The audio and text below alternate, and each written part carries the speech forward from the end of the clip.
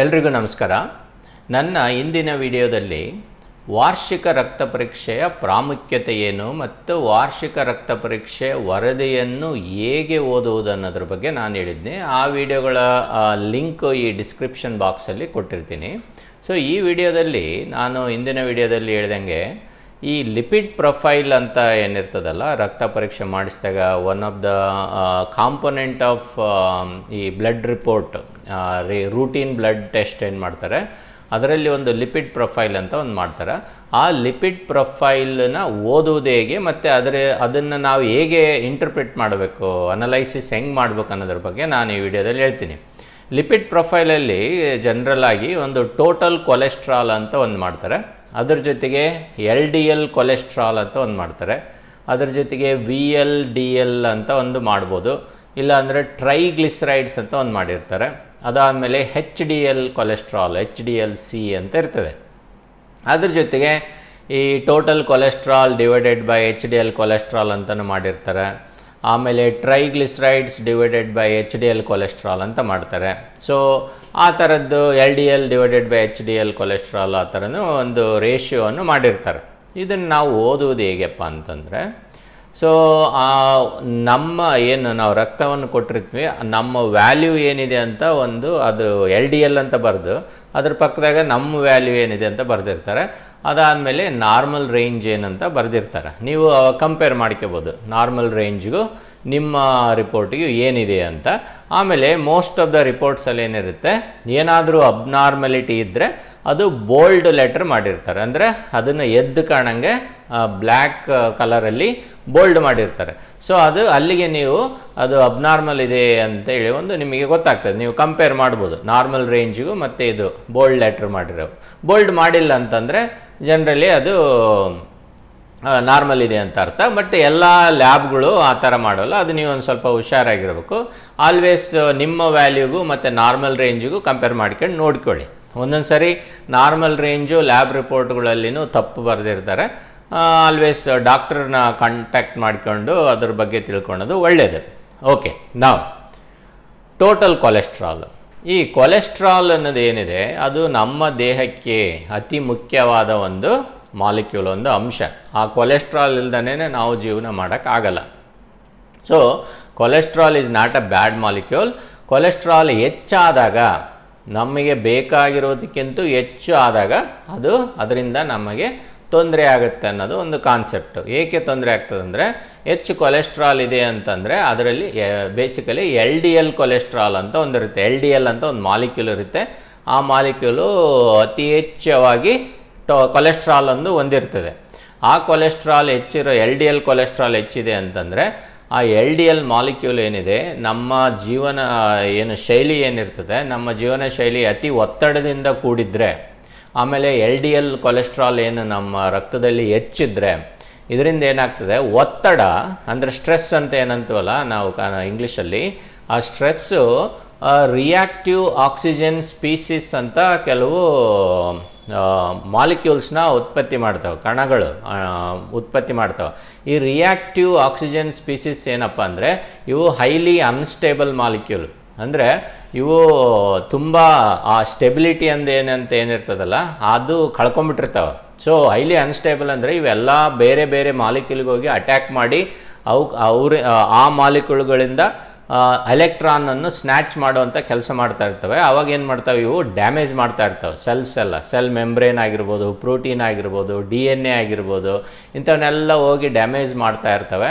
ಈ damage constant ಆಗೋದ್ರಿಂದ ಏನಾಗುತ್ತೆ, ಬಾಡಿ ಸೆಲ್ಯುಲಾರ್ ಫಂಕ್ಷನ್ ಏನಿದೆ ಅದು ಕಡಿಮೆ ಆಗ್ತದೆ. ಅದಕ್ಕೆ ಅತಿ ಒತ್ತಡ ಇರುವಂಥರು ರಿಯಾಕ್ಟಿವ್ ಆಕ್ಸಿಜನ್ ಸ್ಪೀಸೀಸು ಹೆಚ್ಚು ಉತ್ಪತ್ತಿ ಮಾಡ್ತಾ ಇರ್ತಾರೆ. ಅವರಲ್ಲಿ LDL ಕೊಲೆಸ್ಟ್ರಾಲೂ ಹೆಚ್ಚಿದ್ದು. ಈಗೇನಾಗುತ್ತೆ, LDL ಕೊಲೆಸ್ಟ್ರಾಲ್ ಜಾಸ್ತಿ ಇದೆ, ಅತಿ ಹೆಚ್ಚು ಒತ್ತಡದ ಜೀವನ ಮಾಡ್ತಾ ಇದ್ದಾರೆ ಅಂದಾಗ ಇವೆರಡು ಬ್ಯಾಡ್ ಕಾಂಬಿನೇಷನ್. ಒಂದು ಕಡೆ ರಿಯಾಕ್ಟಿವ್ ಆಕ್ಸಿಜನ್ ಸ್ಪೀಸೀಸ್ ಮಾಡಿರ್ತೀವಿ, ಇನ್ನೊಂದು ಕಡೆ LDL ಹೆಚ್ಚಿರುತ್ತೆ. ಈ LDLಗೆ ಆ ರಿಯಾಕ್ಟಿವ್ ಆಕ್ಸಿಜನ್ ಸ್ಪೀಸೀಸ್ ಮಾಲಿಕ್ಯೂಲ್ ಬಂದು ಎಲೆಕ್ಟ್ರಾನ್ನ ಕಸ್ಕೊಳ್ತಾವೆ, ಅಂದರೆ ಡ್ಯಾಮೇಜ್ ಮಾಡ್ತವೆ. LDL become reactive. ಆ LDL ಏನು ಮಾಡುತ್ತೆ, ಅದು ನಮ್ಮ ರಕ್ತದ ನಾಳ ಏನಿರುತ್ತೆ, ಆ ರಕ್ತದ ನಾಳದ ಏನು ಎಂಡೋಥೀಲಿಯಂ ಅಂತ ಏನಿರ್ತದೆ ರಕ್ತನಾಳದಲ್ಲಿ ಎಂಡೋಥೀಲಿಯಂ ಅಂತ ಇರುತ್ತೆ. ಅದನ್ನು ನಾನೊಂದು ಸಪ್ರೇಟ್ ವಿಡಿಯೋ ಮಾಡ್ತೀನಿ, ಅದು ಪಿಕ್ಚರ್ ಎಲ್ಲ ತೋರಿಸಿ ನಿಮಗೆ ತೋರಿಸ್ತೀನಿ ನಾನು ಹೇಗೆ ಅಂತೇಳಿ. ಆ ರಕ್ತನಾಳದ ಒಳಗಡೆ ಹೋಗಿ ಸೇರ್ಕೊಂಡ್ಬಿಡ್ತದೆ. ಅದು ಒಳಗಡೆ ಹೋಗಿ ಸೇರ್ಕೊಂಡಾಗ ಏನಾಗುತ್ತೆ, ನಮ್ಮ ರಕ್ತದಲ್ಲಿ ಮಾಕ್ರೋಫೇಜಸ್ ಅಂತ ಕೆಲವು ಮಾಲಿಕ್ಯೂಲ್ಸ್ ಇರ್ತಾವೆ, ಈ ಸೆಲ್ಸ್ ಇರ್ತಾವೆ. ಈ ಮಾಕ್ರೋಫೇಜಸ್ ಏನಂದರೆ ಒಂಥರ ಪೊಲೀಸ್ ಇದ್ದಂಗೆ, ಈ ಪೊಲೀಸ್ ಕಾನ್ಸ್ಟೇಬಲ್ಸು ಇದ್ದಂಗೆ ನೈಟ್ ಬೀಟ್ ಎಲ್ಲ ಮಾಡ್ತಾ ಇರ್ತಾರಲ್ಲ, ಕಳ್ಳರು ಇದ್ದರೆ ಹಿಡ್ಕೊಳೋದೊಂದು ಕೆಲಸ. ಸೊ ಈ ಮ್ಯಾಕ್ರೋಫೇಜಸ್ಸು ಈ LDL ಆಕ್ಸಿಡೈಸ್ಡ್ LDL ಒಳಗಡೆ ಹೋಗಿರುತ್ತಲ್ಲ, ಅಲ್ಲಿ ಅದನ್ನು ಹೋಗಿ ನುಂಗಿ ಅಲ್ಲೇ ಹೆಚ್ಚು ನುಂಗಿದಂಗಲ್ಲ ಅಲ್ಲೇ ಸೇರ್ಕೊಂಡ್ಬಿಡ್ತಾವೆ. ಸೊ ಈಗೇನಾಗುತ್ತೆ, ಆ ಟೋಟಲ್ ಕೊಲೆಸ್ಟ್ರಾಲ್ ರಿಚ್ LDL ಏನಿದೆ ಅದು ನಮ್ಮ ರಕ್ತನಾಳದ ಹಿಂದೆ ಹೋಗಿ ಸೇರ್ಕೊಂಡು ಆ ರಕ್ತನಾಳ ಈ ಉಬ್ಬುತ್ತಾ ಇರ್ತೈತೆ. ಅಂದರೆ ಈ ಏನು ರಕ್ತನಾಳದ ಕೊಳವೆ ಏನಿರುತ್ತೆ, ಕೊಳವೆ ಸ್ಲೋಲಿ ಅದು ಡಯಾಮೀಟರ್ ಕಡಿಮೆ ಆಕ್ಯಂತ ಬರುತ್ತೆ. ಇದರಿಂದ ಏನಾಗುತ್ತೆ, ನಾವು ಅಥೆರೋಸ್ಕ್ಲಿರೋಸಿಸ್ ಅಂತೇಳಿ ಒಂದು ಹೇಳ್ತೀವಿ. ಈ ಅಥೆರೋಸ್ಕ್ಲಿರೋಸಿಸ್ ಆಗೋದ್ರಿಂದ ರಕ್ತನಾಳ ಕುಗ್ಗಿ ರಕ್ತ ಹರಿಯುವುದನ್ನು, ರಕ್ತದ ಒತ್ತಡ ಹೆಚ್ಚು ಮಾಡುತ್ತೆ. ಬರ್ತಾ ಏನಾಗುತ್ತೆ, ರಕ್ತನಾಳ ಟೋಟಲಿ ಬ್ಲಾಕ್ ಆದಾಗ ರಕ್ತ ಹರಿಯೋದೇ ಇಲ್ಲ. ಸೊ ಈ ಅತಿ ಹೆಚ್ಚು ಬ್ಲಡ್ ಪ್ರೆಷರ್ ಆಗೋದು ಮತ್ತು ಹಾರ್ಟ್ ಅಟ್ಯಾಕ್ ಆಗೋದು, ಸ್ಟ್ರೋಕ್ ಆಗೋದು ಇಂಥವನ್ನೆಲ್ಲ ಇದು ಅಥೆರೋಸ್ಕ್ಲಿರೋಸಿಸ್ ಅಂತ ಒಂದು ಕಾರಣದಿಂದ ಆಗ್ತಾ ಇರ್ತದೆ. ಈ ಅಥೆರೋಸ್ಕ್ಲಿರೋಸಿಸ್ ಆಗಲಿಕ್ಕೆ ಅತಿ ಮುಖ್ಯ ಕಾರಣ ಏನಂದರೆ ಈ LDL ಕೊಲೆಸ್ಟ್ರಾಲ್ ಏನಿದೆ ಅದು ಹೆಚ್ಚಾಗಿ ಅದರ ಜೊತೆಗೆ ಒತ್ತಡದ ಜೀವನ ನಾವು ಮಾಡಿದಾಗ, ಅತಿ ಹೆಚ್ಚು ರಿಯಾಕ್ಟಿವ್ ಆಕ್ಸಿಜನ್ ಸ್ಪೀಸೀಸ್ ಇದ್ದಾಗ ಎರಡು ಕಾಂಬಿನೇಷನ್ ಆಗಿ ಈ ಥರ ಒಂದು ಕ್ರಿಯೆ ನಡೀತಾ ಇರ್ತದೆ. ಈ ಕ್ರಿಯೆ ನಮಗೆ ಏನು ಹಾರ್ಟ್ ಅಟ್ಯಾಕು, ಸ್ಟ್ರೋಕು, ಬೇರೆ ಏನಾದರೂ ಅದರಿಂದ ಏನೇ ರೋಗಗಳಾಗಿರ್ಬೋದು, ಅದೇನು ಬರುತ್ತಲ್ಲ ಆ ಬರೋದಕ್ಕಿನ್ನೂ 5 ರಿಂದ 10 ವರ್ಷ ಹಿಂದೆ ಸ್ಟಾರ್ಟ್ ಆಗಿರುತ್ತಿದ್ದು.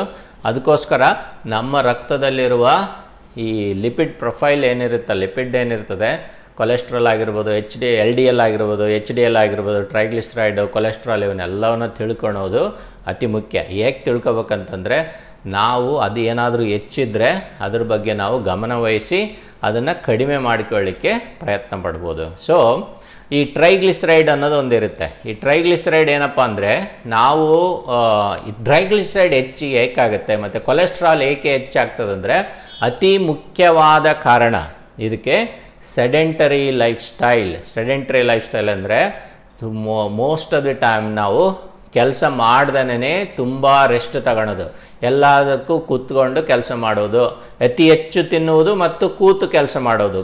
ಕೆಲವರು ಕೆಲಸನೇ ಮಾಡಲ್ಲ, ಬರೀ ಕೂತ್ಕೊಳ್ಳೋದು. ಸೊ ಈ ಸೆಡೆಂಟ್ರಿ ಲೈಫ್ ಸ್ಟೈಲ್ ಅಂತಾರೆ. ಇನ್ಯಾಕ್ಟಿವಿಟಿ ಅಂದರೆ ಏನು ಕೆಲಸ ಮಾಡ್ದೇ ಆರಾಮಾಗಿದ್ಬಿಡೋಣಪ್ಪ ನಾವು ಅಂತಂದೇನು ಕೆಲಸ ಮಾಡ್ದೇ ಇರೋದು, ಅತಿ ಹೆಚ್ಚು ತಿನ್ನೋದು, ಬೇಕಾಗಿಲ್ಲದ್ರೂ ತಿಂತಾ ಇರೋದು ಮತ್ತು ಕೆಲಸ ಮಾಡ್ದಂಗೆ ಕುತ್ಕೊಳ್ಳೋದು, ಇದಕ್ಕೆ ಸೆಡೆಂಟ್ರಿ ಲೈಫ್ ಸ್ಟೈಲ್ ಅಂತಾರೆ. ಈ ಸೆಡೆಂಟ್ರಿ ಲೈಫ್ ಸ್ಟೈಲಿಂದ ಏನಾಗುತ್ತೆ, ಅತಿ ಹೆಚ್ಚು ತಿಂದು ಸುಮ್ಮನೆ ಕೂತ್ರೆ ಅದು ನಮ್ಮ ದೇಹಕ್ಕೆ ಏನು ಎಷ್ಟು ಬೇಕಾಗಿರುತ್ತೆ ಅಷ್ಟು ಮಾತ್ರ ಉಪಯೋಗಿಸ್ಕೊಂಡು ಇನ್ನು ಉಳಿದದ್ದೆಲ್ಲದನ್ನ ಕೊಬ್ಬಾಗಿ ಕನ್ವರ್ಟ್ ಮಾಡುತ್ತೆ. ಸ್ಪೆಷಲಿ ಈ ಗ್ಲೂಕೋಸ್ ಏನಿದೆ ಅದು ಯಾವುದೇ ಥರನಾದಂಥ ಶುಗರ್ ಇರ್ಬೋದು, ಈ ಟೇಬಲ್ ಶುಗರ್ ಇರ್ಬೋದು, ಏನು ಸಕ್ಕರೆ ಅಂತವಲ್ಲ, ಸಕ್ಕರೆ ಇರ್ಬೋದು, ಬೆಲ್ಲ ಇರ್ಬೋದು, ಆಮೇಲೆ ಫ್ರೂಟ್ ಜ್ಯೂಸ್ ಇರ್ಬೋದು, ಸೋಡಾಸ್ ಇರ್ಬೋದು, ಏನು ಕೋಕಾ-ಕೋಲಾ, ಪೆಪ್ಸಿ, ಆಮೇಲೆ ಇವೆಲ್ಲ ಫ್ರೂಟ್ ಜ್ಯೂಸ್ ಏನಿದಾವೆ ಎಲ್ಲದಕ್ಕೂ ಶುಗರ್ ಹಾಕಿರ್ತಾರೆ. ಸ್ವೀಟ್ಸು, ಈ ಯಾವುದೇ ಒಂದು ಪದಾರ್ಥ ಅತಿ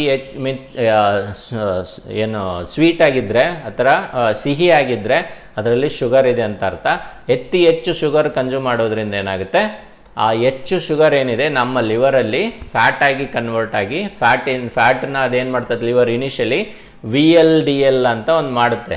ಅದು VLDL ನಮ್ಮ ಲಿವರಿಂದ ರಕ್ತಕ್ಕೆ ಬರುತ್ತೆ. ರಕ್ತದಲ್ಲಿ VLDL ಸ್ಲೋಲಿ LDL ಅಂತ ಕನ್ವರ್ಟ್ ಆಗುತ್ತೆ.